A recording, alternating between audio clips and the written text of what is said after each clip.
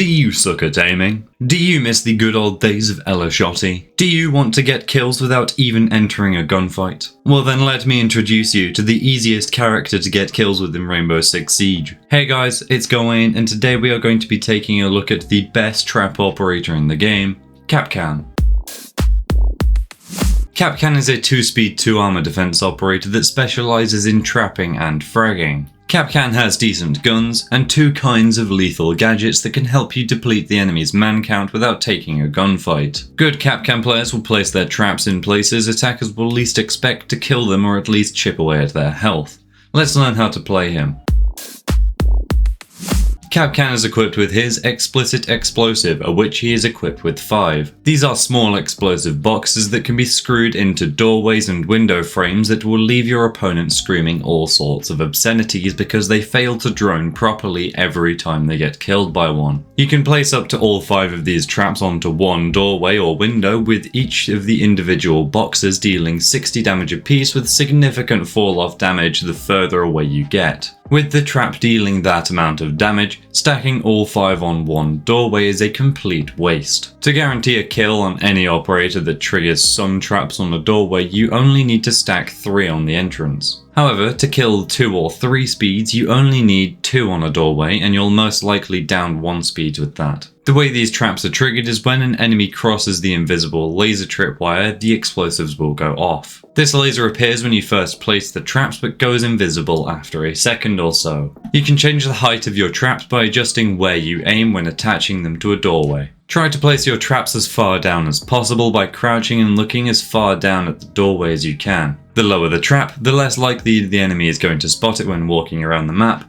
and the further they have to adjust their crosshair to shoot it out, making it easy for you to swing on them. You can't adjust the height of the traps you put on windows though. Now that we know what these traps do, where should you put them? I typically avoid windows because the traps are quite obvious to any enemies that have eyes and are paying attention, so there's not much point in placing them on windows at all, as they'll just get shot out. Doorways into sight are a pretty simple but effective spot to place them in, but people tend to check those for traps a lot nowadays, so you may need to get a little more creative. Placing your traps on doorways around sight is a good way to catch enemies off guard and getting them to walk into your traps. My favourite place to do this is the 90 big door frame at the top of red stairs on Villa when playing either of the top floor sites. I usually only stack 2 Kapkan traps maximum on door frames because I don't want them all to get shot out at once, but it's your choice really. The only time I place 3 together is when defending bank basement, because I go above into open area and place 3 traps on the bottom right hand corner of the double doorway going from the window jump in into open area itself. This always gets a kill whenever enemies push that way from my experience. There are many spots like this where your traps will just blend into or get hidden by an object close to the doorway, like a few spots on border. It's also worth noting that you don't want to place your traps on doorways that are too close together, because if an enemy gets hit by a Kapkan trap and survives,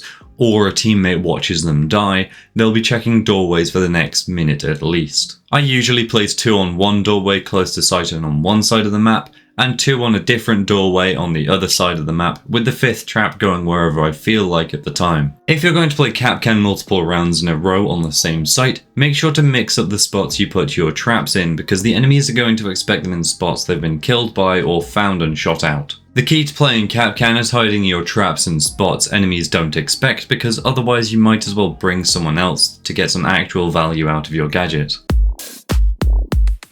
Kapkan's primary weapon options are the 9x19 VSN submachine gun and the SAS G12 shotgun. His secondary weapon options are the PMM handgun and the GSH-18 handgun. I personally run the 9x19 VSN paired with the PMM. The 9x19 is a reliable SMG that deals a moderate amount of damage with a relatively fast fire rate. The recoil on it is quite low, and the magazine size of 30+1 bullets makes this gun an all-round decent one with no glaring faults. Whilst you only have access to one-time scopes, you can equip any barrel or grip attachments to suit you and your playstyle. I personally run the vertical grip paired with the extended barrel for a little bit of recoil reduction and a little bit of extra damage. This gun suits Kapkan well because you can frag out with it in close to mid-ranged combat quite easily if you have generally good aim. It's one of those SMGs that won't let you down. As for the SAS G12, or the sausage as some people call it, it's actually a pretty good shotgun. It's got a pretty good damage stat and relatively fast fire rate, and it can make for a good pocket pick on close ranged maps like Oregon. Whack on a vertical grip for some vertical recoil reduction, and a suppressor because there's no reason not to, and you're good to go and use the Elashotty 2.0. The 9x19 is a reliable SMG that gives you a much needed ranged option, but the SAS G can shred through unsuspecting enemies with ease,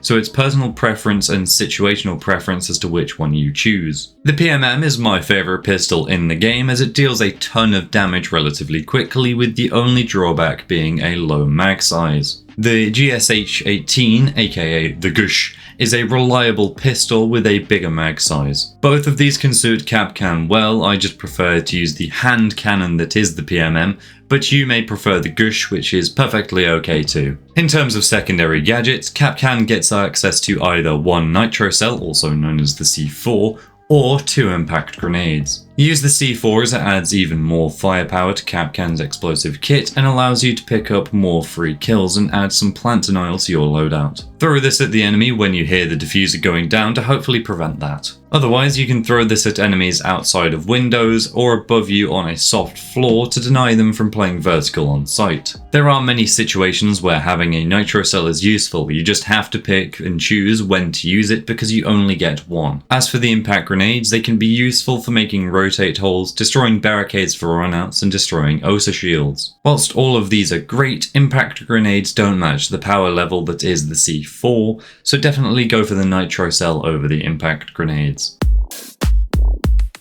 To begin the prep phase, place down 2 traps on a doorway slightly outside of sight so that you get some traps down before drones even get into the building. Then shoot as many drones as you can so your traps are less likely to be spotted whilst you are deploying them. After that, reinforce 1 or 2 walls as close to your next trap spot as possible so you can quickly get there to deploy them. Place down your next 2 traps and make a beeline for your final trap spot so they are all down before the action phase begins.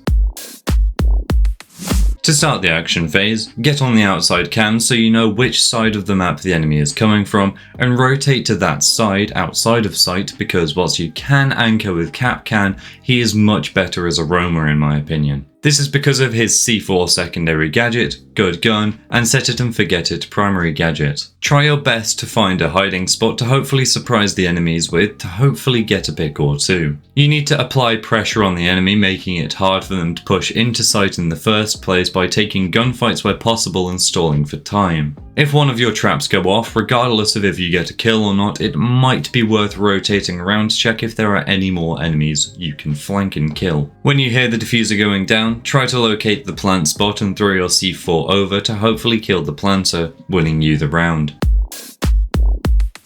Kapkan has a few counters: IQ, Twitch, Zero, Brava, EMPs, bullets, and explosives. IQ is your biggest counter in my opinion because she can see your traps through her scanner so she knows where each one of them is. To prevent this, try your best to kill the IQ as soon as possible, but other than that, there's nothing you can do. Twitch and Zero both have lasers attached to their camera feeds, which allows them to destroy your explicit explosives without having to peek them themselves. To prevent this, destroy the Twitch drones and Zero cameras before they can destroy your traps. Brava can hack your traps and make them work against you and your team instead of the enemy. The best way to prevent this is by shooting the Brava drone before she can hack your traps, otherwise you need to pay attention and shoot out your own traps once they are hacked. EMPs will temporarily disable your explosives if they are caught in the radius of the blast. To prevent this, kill the person with EMPs before they throw them, but odds are your traps won't be the main priority for EMPs, and they'll just be shot out instead of disabled, so you don't really have to worry about EMPs at all. Bullets and explosives will destroy your traps in one shot or one explosion. The most common way your traps will get destroyed is people shooting them out, which is why hiding them on one side of the doorways where the enemy is less likely to see them is vital. Explosives won't be used to intentionally destroy your traps, so there's not much to worry about in that regard. Think about how your enemy is going to approach the doorway you're putting traps on to determine which side is better to place them on so they are less likely to be seen. Use the 9x19 VSN for a reliable SMG that can be used at a multitude of ranges because of the low recoil. Stack a maximum of 3 explicit explosives on one doorway so you aren't wasting any, because 3 are enough to kill any operator regardless of speed or armor rating. Use the nitro cell to deny plant, kill enemies playing vertical, and generally have another fragging tool at your disposal. Be sneaky and crafty when placing your traps and hiding around the map so you can surprise enemies when you can, picking up free kills where possible. Overall, Kapkan is an easy operator to play in my opinion. He's got a set it and forget it gadget, an easy gun to use, and a secondary gadget that can kill people too. His kit is very kill centered, but you only need good game sense to get value from it really. Learn good spots to place your traps, how and when to use the C4, where to hide to surprise the enemies, and you are sure to become a pretty decent Kapkan player. Thank you all for watching, I do hope you enjoyed. If you found this guide helpful in any way, shape or form, please do consider subscribing and sharing it with your friends, as that does help grow the channel, which is very much appreciated. As always, most of the clips you saw in this video were taken from my Twitch stream, link will be on screen and in the description. Ying is next for the Siege series, and I will see you all in the next one. Goodbye.